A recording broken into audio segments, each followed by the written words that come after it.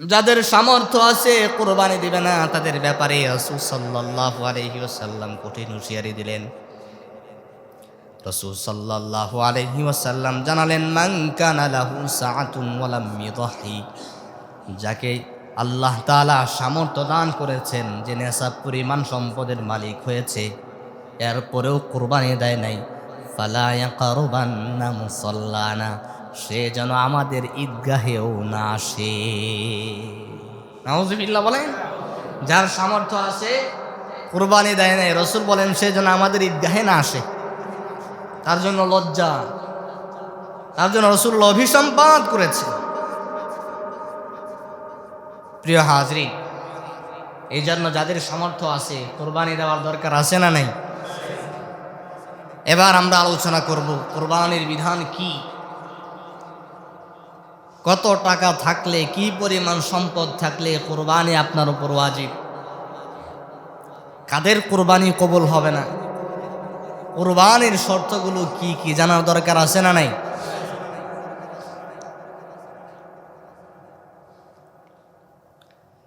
এক নাম্বার হলো কুরবানির ওয়াজিব হওয়ার 5টি শর্ত। কয়টা শর্ত? 5টি। এক নাম্বার হলো মুসলমান হওয়া। কি হওয়া? মুসলমান হওয়া। 2 নাম্বার হলো প্রাপ্তবয়স্ক হওয়া। নাবালেগের উপর কুরবানি ওয়াজিব না। নাবালেগ যদি নেশাব পরিমাণ সম্পদের মালিকও হয়, তারপরেও নাবালেগের উপর কুরবানি কি না? ওয়াজিব না। তবে বাবা যদি সামর্থ্যবান থাকে, সন্তানের পক্ষে কুরবানি দিতে পারে, এতে সওয়াব পাবে। কি পাবে? সওয়াব পাবে। 3 নাম্বার হলো সুস্থ মস্তিষ্কের হওয়া। একজন ব্যক্তি বালেগ হয়েছে, নেশাব পরিমাণ সম্পদের মালিকও সে হয়েছে, কিন্তু সে পাগল। পাগলের উপর শরীয়তের কোনো বিধান নেই, আল্লাহ তার উপর চাপায়া দেয় নাই। এই জন্যে রাসূল সাল্লাল্লাহু আলাইহি ওয়াসাল্লাম বলছেন 3 নম্বর শর্ত হলো সুস্থ মস্তিষ্কের হওয়া, পাগল না হওয়া। 4 নাম্বার হলো মুকিম হওয়া। মুসাফির ব্যক্তির উপর কুরবানি ওয়াজিব না। মুকিম মানে স্থায়ী হইতে হবে, অর্থাৎ মুকিম এখানে অবস্থান করে, এক ব্যক্তি সফর অবস্থায় আছে, তার উপর কি কুরবানি ওয়াজিব না। 5 নাম্বার হলো নেশাব পরিমাণ সম্পদের মালিক হওয়া। এখন নেশাবটা কি? নেশাবটা হলো জাকাতের যেই নেশাব, সংক্ষিপ্ত আকারে আমরা বুঝি, জাকাতের যেই নেশাব কোরবানির সেম নেশাব, তবে সময়ের মধ্যে ব্যবধান। জাকাতের টাকাটা 7.5 ভরি স্বর্ণ বা সমপরিমাণ টাকা, অথবা 52.5 তোলা রূপা সমপরিমাণ টাকা, 1 বছর স্থায়ী হইতে হবে। যে আজকের এই জানুয়ারি মাস থেকে 7.5 ভরি স্বর্ণ বা সমপরিমাণ টাকা আমার কাছে আছে, অথবা 52.5 তোলা রূপা বা সমপরিমাণ টাকা আমার কাছে আছে, আগামী জানুয়ারি পর্যন্ত যদি এটা আমার কাছে থাকে, তাহলে এটার উপর আমার জাকাত ফরজ। কিন্তু কুরবানির ক্ষেত্রে 1 বছর স্থায়ী হইতে হবে না। 3 দিন, জিলহজ মাসের 10, 11, 12 তারিখ সূর্যাস্ত পর্যন্ত, এই 3 দিনের মধ্যে যদি আপনার কাছে এই পরিমাণ সম্পদ থাকে, 7.5 ভরি স্বর্ণ বা সমপরিমাণ টাকা, অথবা 52.5 তোলা রূপা বা সমপরিমাণ টাকা, বর্তমান বাজার দর হিসাবে হয়তোবা 1 লাখ, আজকে আবার আরেকটা রেট দেখেছি প্রায় 1,78,000 টাকার মতো মেবি রূপার দাম অনুযায়ী। এই পরিমাণ টাকা যদি 3 দিনের মধ্যে আপনার ব্যবস্থা হয়ে যায়, তাহলে আপনার উপর কুরবানি ওয়াজিব। বুঝতে পেরেছেন? এখন আপনার উপর কুরবানি ওয়াজিব, টাকা পয়সাও আছে, আপনি বিভিন্ন সুরতে আপনি চাইলে নাও দিতে পারেন। মানে এটাকে আমি বয়ান করে আপনার কুরবানি দিতে পারুন নাকি এটার মুআমালাত আল্লাহর সাথে? হ্যাঁ, আল্লাহর সাথে। 5 শ্রেণীর মানুষের কোরবানি কবুল হবে না। কয় শ্রেণীর? 5 শ্রেণীর মানুষের কোরবানি কবুল হবে না। 1 নাম্বার হলো যাদের নিয়তের মধ্যে ঝামেলা আছে, নিয়ত স্বচ্ছ না, লোক দেখানো উদ্দেশ্য, তার কোরবানি কি হবে না? কবুল হবে না। 2 নাম্বার হলো হারাম উপার্জনকারী অথবা কোরবানির বস্তু ক্রয় করার জন্যে একটি পয়সাও এখানে অথবা একটি টাকাও এখানে হারাম আছে, হারাম উপার্জনের, এমন ব্যক্তিদের কোরবানি কি হবে না? কবুল হবে না। মাসআলা যদি শরিকানা হয় যে 7 জন মিলে 7 ভাগে কোরবানি দিলেন, এর মধ্যে 6 জনের কোরবানির পশু ক্রয় করার উপার্জন হালাল, একজনের হারাম, তাহলে বাকি 6 জনেরও কোরবানি হবে না। এক্ষেত্রে শরিকানা কোরবানি দেওয়ার ক্ষেত্রে সাবধানতা অবলম্বন করতে হবে। বুঝতে পেরেছেন? লোক দেখে দেখে বাছাই করে করে যে অমুকের কোরবানির অমুকের ইনকামটা হালাল আছে কিনা, এরকম ব্যক্তি দেখে দেখে স্বচ্ছ মানুষের হালাল উপার্জনকারী ব্যক্তি দেখে দেখে কোরবানি দিতে হবে ইনশা। 3 নাম্বার হলো নির্ধারিত সময়ের আগে অথবা পরে কোরবানি দেওয়া। আপনি নামাজের আগেই জবাই করে ফেললেন, কোরবানি হবে? অথবা 12 তারিখের পরে আপনি কোরবানি দিলেন, কোরবানি হবে না। নির্ধারিত সময়ের মধ্যে কোরবানি দিতে হবে, নামাজের পরে দিতে হবে, ঈদের নামাজের পরে। আগে দিলেও হবে না, আবার 12 তারিখের পরে দিলেও হবে না। 4 নাম্বার হলো পশুতে স্পষ্ট ত্রুটি বিচ্যুতি থাকতে পারবে না। যেমন কিছু পশু আছে লেজ কাটা, খোরা, এমন কিছু ত্রুটি বিচ্যুতি আছে যেটা 1/3 বেশি, লেজ 1/3 বেশি কাটা বা নেই, অথবা দাঁত সবগুলো পড়ে গেছে, কিছু খাইতে পারে না, এমন পশু দ্বারা কোরবানি দেওয়া, যারা দিবে তাদের কোরবানি হবে না। 5 নাম্বার হলো শরীয়ত সম্মত নিয়মে জবাই না করলে কোরবানি হবে না। এখন শরীয়ত সম্মত পদ্ধতি কোনটা? সেটা হলো কোরবানি দিতে হবে একজনের নামে। তিনি কে? নিজের আপন বাবার নামে কোরবানি হবে, নিজের পীর সাহেবের নামে কোরবানি হবে, আপন মায়ের নামে কোরবানি হবে, নবীর নামে কোরবানি হবে, কারো নামে না। তাদের পক্ষে হতে পারে, কিন্তু নামে হবে কার? বিসমিল্লাহি আল্লাহু আকবার, আল্লাহর নামে কোরবানি দিতে হবে। পক্ষ হইতে পারে অমুকের পক্ষ থেকে, যে আপনি একাই কোরবানি দিচ্ছেন, সাথে কয়েকজনের নাম শরিক করেন, সমস্যা নেই। যে আমি আমার নবীর পক্ষে কোরবানি দিচ্ছি, আমি আমার মায়ের পক্ষে, মৃত মায়ের পক্ষে কোরবানি দিচ্ছি, আমি আমার মৃত বাবার পক্ষে কোরবানি দিচ্ছি, আমি আমার মৃত দাদা দাদির পক্ষে কোরবানি দিচ্ছি। কার নামে? আওয়াজ দেয়া বলেন, কার নামে? আল্লাহর নামে কোরবানি দিতে হবে। এবার আসেন কোন কোন পশু দ্বারা আপনি কোরবানি দিবেন। আমরা সকলেই জানি, তারপরে একটু মুজাকারা করছি। 1 নম্বর হলো গরু, মহিষ, ছাগল, ভেড়া, উট। এই সমস্ত পশু দ্বারা কোরবানি দিতে হবে।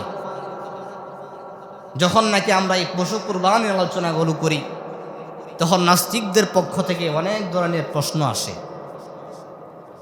যে আমরা প্রাণী হত্যা করছি, যেটা বায়ু দূষণ হয়, খাদ্যের সংকট দেখা দিতে পারে।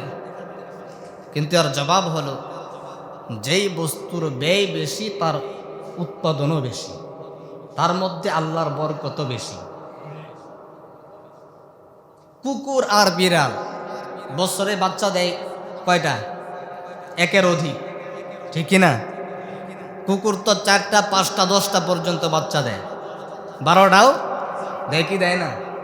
বিড়াল একাধিক বাচ্চা দেয় কি দেয় না? আর গরু বছরে 1বার বাচ্চা দেয়, তাও আবার সর্বোচ্চ দিলে 2টা দেয় আমরা দেখি, কিন্তু এরকম কমই দেখি, একটাই বেশি দেয়, ঠিক কিনা বলেন? কিন্তু একটা গ্রামের মধ্যে কুকুর কয়টা পাবেন? আর গরু আছে না নাই? আর গরু প্রতিনিয়ত জবাই হচ্ছে কি হচ্ছে না? এটাই আল্লাহর বরকত। এটাই কার বরকত? যেই পশু বা যেই জিনিস বেশি ব্যয় হবে, আল্লাহ তার উৎপাদন ক্ষমতাও বাড়াই দিবেন, এটার মধ্যে তেমন বরকত দিয়ে দিবেন। সুবহানাল্লাহ বলেন। কারণ এটা আপনার জন্য আল্লাহ হালাল করেছেন, কুকুর বিড়াল আপনার জন্য হারাম করেছেন। দেখেন একটা সময় গণহারে আরব রাষ্ট্রগুলোতে উট আর ঘোড়া লালন পালন হতো। উট আর ঘোড়া ছাড়া যেন চলতোই না। কিন্তু এখন আগের মতো উট আর ঘোড়া আছে? কারণ আগে ঘোড়া যুদ্ধের জন্য ব্যবহার হতো, উট বাহন হিসাবে ব্যবহার হতো। যখন থেকে তার বিভিন্ন ধরনের যান্ত্রিক যানবাহন তৈরি হয়ে গেল, প্রাইভেট কার তৈরি হয়ে গেল, মোটর যান তৈরি হয়ে গেল, বিমান তৈরি হয়ে গেল, তখন থেকে তার ব্যয় যখন কমে গেল, আল্লাহ উৎপাদনও কমায় দিছে। এটাই আল্লাহর বরকত, এটাই আল্লাহর হিকমা।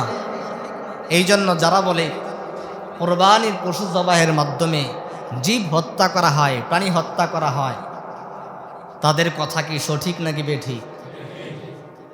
এই কোরবানির পশু জবাহ করা এটা কার হুকুম?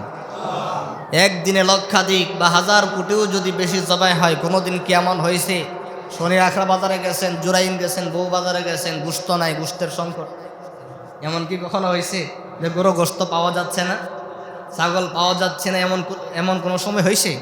এখানে বরকত রেখে দিয়েছেন কে? তারা মূলত প্রাণী হত্যার বিরোধী না, তারা মূলত আল্লাহর বিধানের বিরোধী, আল্লাহর বিধানের বিরোধী। দেখবেন এরা অন্যান্য ধর্ম নিয়ে সারা বিশ্বে যখন মুসলমান জুলুম নির্যাতনের শিকার হয়, তখন তাদের কোনো মাথা ব্যথা নেই। কোনো একটা ষড়যন্ত্রের শিকার হয়ে কোনো একটা মূর্তি ভেঙে গেলে, বা যদি হিন্দু একটা জুলুম নির্যাতনের শিকার হয়, দুষ্টা যদি হিন্দুরও হয়, তার উপরও দেখবেন সাহাবাগীরা মাঠে নেমে গেছে, আছে না নেই? মূলত তাদের উদ্দেশ্য হলো আল্লাহর বিধানকে বিধানগুলি দেখানো, মুসলমানদেরকে অকাট্য করা। এই জন্য প্রিয় হাজরিন, কোরবানির বিধান কার পক্ষ থেকে? আল্লাহর পক্ষ থেকে। মান কানা লাহু সাআতুন ওয়া লাম ইউদহি ফালা ইয়াকরাবান্না মুসাল্লানা। আপনি যদি কোরবানি না দেন, বিভিন্ন অজুহাতে আপনি কোরবানি না দিতে পারেন, আপনার সাথে আল্লাহর মুআমালাত হবে। কিন্তু সত্যি আপনি যদি মুত্তাকি বান্দা হয়ে থাকেন, আল্লাহর বিধানকে যদি আপনি পছন্দ করেন, আল্লাহর হুকুম যদি আপনার কাছে গ্রহণযোগ্য হয়, শ্রদ্ধার পাত্র হয়, তাহলে অবশ্যই আপনি কোরবানি দেবেন। যদি আপনার উপর কোরবানির বিধান, কোরবানির সমপরিমাণ নেশাব যদি আপনার উপর থাকে, বা সেই সম্পদের মালিক যদি আপনি হন, ঠিক কিনা বলেন? এই জন্য প্রিয় ভাইয়ারা, যাদের সেই সামর্থ্য আছে, হিসাব করে করে যে বর্তমান এখন আরেকটা আপত্তি আপনারা পেশ করতে পারেন, বা একটা যুক্তি দাঁড় করাতে পারেন যে 7.5 ভরি স্বর্ণ তো আমার কাছে না ভাই, সেই পরিমাণ টাকাও আমার কাছে নেই। হিসাবটা করবেন রূপা দিয়া, কি দিয়া? রূপা দিয়া হিসাব করবেন। এতে করে কি হবে? আল্লাহর বিধান বেশি করে পালন হবে। আপনি আমি চাইলে হয়তোবা মাসে 1-2 বার গরু গোশত ক্রয় করে খেতে পারি, কিন্তু আপনার প্রতিবেশী, আপনার অনেক আত্মীয় স্বজন এমন আছে, ওরা 3 মাসেও গরু গোশত কিনে খায় না, আছে না নেই? তো আপনি অবশ্যই কোরবানি দিবেন যদি নেশাব পরিমাণ সম্পদের মালিক হন, আর সম্পদের হিসাবটা রূপা দিয়া করবেন। প্রয়োজন আপনি একটা ছোট ছাগল একটা কোরবানি দেবেন, একা কোরবানি দিবেন, 15,000 টাকা দিয়ে আপনি কোরবানি দিবেন। আর একটা মাসআলা হলো, নারীরা কোরবানি দিতে পারবে কিনা? কারণ হিসাবটাই তো করা হয় তাদের স্বর্ণ অলঙ্কার দিয়ে, ঠিক কিনা বলেন? কোনো নারী সে এককভাবে যদি 7.5 ভরি স্বর্ণের মালিক হয়, অথবা 52.5 তোলা রূপা যদি তার কাছে থাকে, তাহলে নারীরও আলাদা কোরবানি দিতে হবে। কি করতে হবে? তো নারী হয়েছে দেখে সে কোরবানি দেবে না। তার যদি এককভাবে 7.5 ভরি স্বর্ণের মালিক সে হয়, অথবা এককভাবে যদি 52.5 তোলা রূপার মালিক যদি সে হয়, সে আলাদা আবার কোরবানি দেবে, স্বামীর উপর চাপাইয়া দেবে না। কারণ এটা সবার জন্যই বিধান, একজন পরিবারের কর্তার উপরে এই বিধান। স্বর্ণ যদি স্বামী দেয়, মালিক তো বানায় দিছে স্ত্রীকে, প্রয়োজনে সে স্বর্ণ বিক্রি করে কোরবানি দেবে।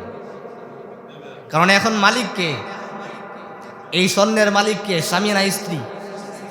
আপনি যদিও তাকে উপহার দিছেন, হাদিয়া দিছেন, বা যেটাই দিছেন, তারে তো মালিক বানায় দিছেন, এখন তো আপনি মালিক না, সে এটা বিক্রি করে কোরবানি দেবে। কোরবানির বিধান তার উপর ওয়াজিব হয়ে গেছে। প্রিয় ভাইয়ানা, এবার আসেন, এতক্ষণ কোরবানির ফজিলত শুনলেন। একজন গরিব মানুষ, তার টাকা পয়সা নাই, কিন্তু ইচ্ছা জাগবে সে কোরবানি দেবে, সওয়াবের আশায় কি করবে? কোরবানি দেবে। ঋণ করে কোরবানির পশু সে ক্রয় করছে। গরিব মানুষ যার উপর কোরবানি ওয়াজিব না, সে সওয়াবের আশায় কোরবানির পশু ক্রয় করছে। যদি কোরবানির পশু ক্রয় করে ফেলে, কিনে ফেলে, তার উপর কোরবানি দেওয়া ওয়াজিব। তার উপর কি কোরবানি দেওয়া ওয়াজিব। আর এই কোরবানির পশু ক্রয় করার পরে ওই গরিব ব্যক্তির যার উপর কোরবানি ওয়াজিব ছিল না, যে নিজের উপর ওয়াজিব করে নিছে, এই কোরবানির পশু যদি মারা যায়, এই কোরবানির পশু যদি চুরি হয়ে যায়, এই কোরবানির পশু যদি চিন্তায় হয়ে যায়, নতুন করে আবার ঋণ করে হলেও তার কোরবানি দিতে হবে। বুঝেন নেই? আর আপনার উপর কোরবানি ওয়াজিব ছিল, কিন্তু আপনার কোরবানির পশুটা চুরি হয়ে গেছে, চিন্তায় হয়ে গেছে, মারা গেছে, আপনার আর সামর্থ্য নাই, এক্ষেত্রে আপনার উপর ওয়াজিব না। কিন্তু ওয়াজিব কার উপর? যার সামর্থ্য নাই, যে নিজের উপর নিজে ওয়াজিব করে নিছে। এর কোরবানির পশু যদি চুরি হয়, চিন্তায় হয়, ডাকাতি হয়, আবার নতুন করে ঋণ করে হলেও তার উপর কোরবানি দেওয়া ওয়াজিব। বুঝতে পেরেছেন? এই জন্য আমরা স্বচ্ছ হিসাব করি। শরিকানা কোরবানির ক্ষেত্রে ভালো মানুষ দেখে দেখে হালাল উপার্জনের অংশ দিয়া আমরা কোরবানি দেব। আর কোরবানি দেওয়ার ক্ষেত্রে মাংস কয় কেজি হবে, কয় মন মাংস হবে, মাংসের হিসাব করবেন না। কি করবেন না? 3.5 মন গোশত হবে কি হবে না, 3 মন হবে কি হবে না, কোরবানির পশুর ক্ষেত্রে মাংসের হিসাব করা যাবে না। কারণ আপনি তো মাংস খাওয়ার জন্য কোরবানি দিচ্ছেন না, কোরবানি দিচ্ছেন কাকে সন্তুষ্ট করার জন্য। আপনি দেখবেন কোরবানির পশুটা ভালো আছে কিনা, সুস্থ আছে কিনা। আপনি আল্লাহর রাস্তায় সুন্দর সুস্থ সবল একটা পশুকে কোরবানি দিবেন, এত মোলামুলিও করবেন।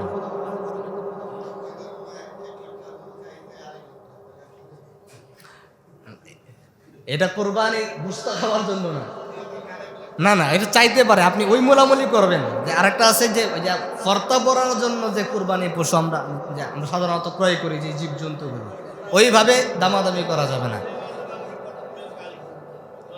এটা আমাদের সমাজ ব্যবস্থার সমস্যা। কারণ কোরবানির বাজারে গেলেই দালালে ভরপুর, ঠিক আছে না? এটা আমাদের সমাজ ব্যবস্থার দুর্বলতা। প্রিয় হাজিরিন, আর কয়েকটি মাসআলা হলো, যদি কোনো দালালের মাধ্যমে কুরবানির পশু আমরা ক্রয় করি, এক্ষেত্রে অবশ্যই দালালকেও সন্তুষ্ট রাখতে হবে, তাকে আর্থিক টাকা পয়সা দিয়া। এবং যিনি কোরবানি করবেন, ভালো করে শুনেন, যিনি কোরবানি জবাহ করবেন এবং যিনি চামড়া ছিলাবেন, গোশত বানায় দিবেন, অর্থাৎ কোরবানির আনুষাঙ্গিক কাজে আপনাদেরকে হেল্প করবে, তাদেরকে বিনিময় হিসাবে কোরবানি গোশত দেওয়া যাবে না। কথা বুঝেন নেই?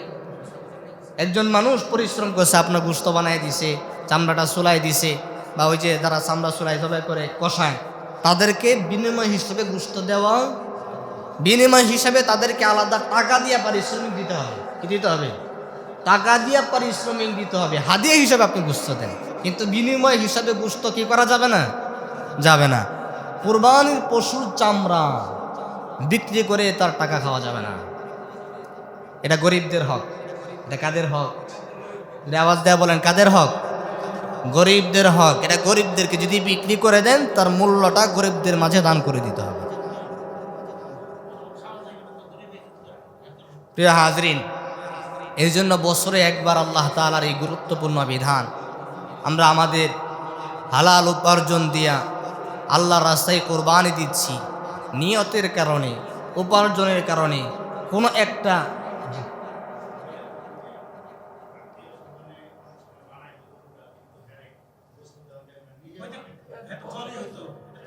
শুনেন, আত্মীয় স্বজন যারা আছে, আপনি কোরবানির পশুর মাংসটা প্রথমত আপনি চাইলে সবটা খেয়ে ফেলতে পারেন।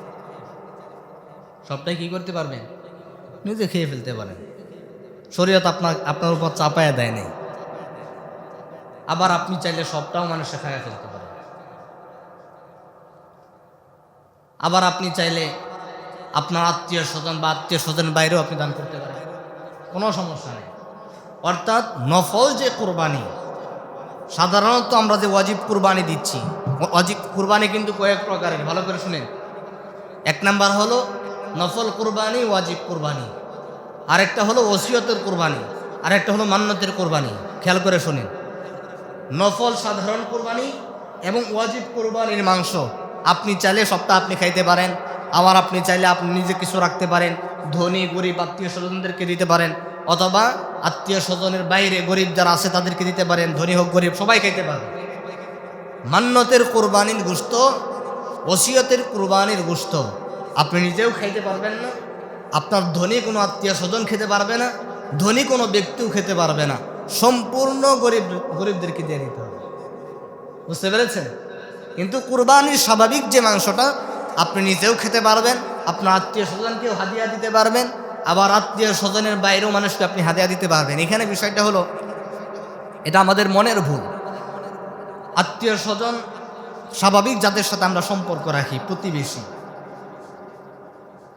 তারা আপনার এই অল্প মাংসের জন্য আপনাকে কাজ করে না, এটা তার মনের মধ্যে। আপনি আপনার মন তো আর তার মন তো আপনার কথাই পরিচালনা হয় না, ঠিক কিনা বলেন?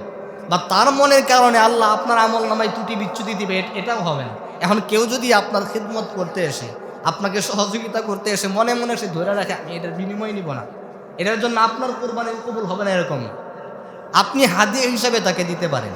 কারণ আপনার মনে তো কোনো ধরনের বিনিময় দেওয়া উদ্দেশ্য না, আপনার উদ্দেশ্য হলো প্রতিবেশী হিসাবে, আমার প্রতিবেশী হিসাবে, আত্মীয় স্বজন হিসাবে আমি তাদের মাঝে কুরবানির মাংস হাতিয়ে বিলিয়ে দিলাম, এই উদ্দেশ্য আপনি দিলেন। এই জন্য প্রিয় হাজরিন, যিনি কুরবানি করবেন, যিনি কুরবানির কাজে হেল্প করবেন, যিনি কুরবানির পশু ক্রয় করার জন্য হেল্প করবেন, যিনি কুরবানির মাংস বানাবেন, চামড়া ছিঁড়াই দিবেন, তাদেরকে বিনিময় হিসাবে কুরবানির মাংস দেওয়া যাবে না, বিনিময় হিসাবে অবশ্যই তাদেরকে পারিশ্রমিক হিসাবে টাকা দিতে হবে, আপনি হাদিয়া হিসাবে তাদেরকে মাংস বিলিয়ে দেবেন। ইনশাআল্লাহ তাআলা আমাদের সকলকেই বুঝার তৌফিক দান করুন, সকলে বলে আমিন।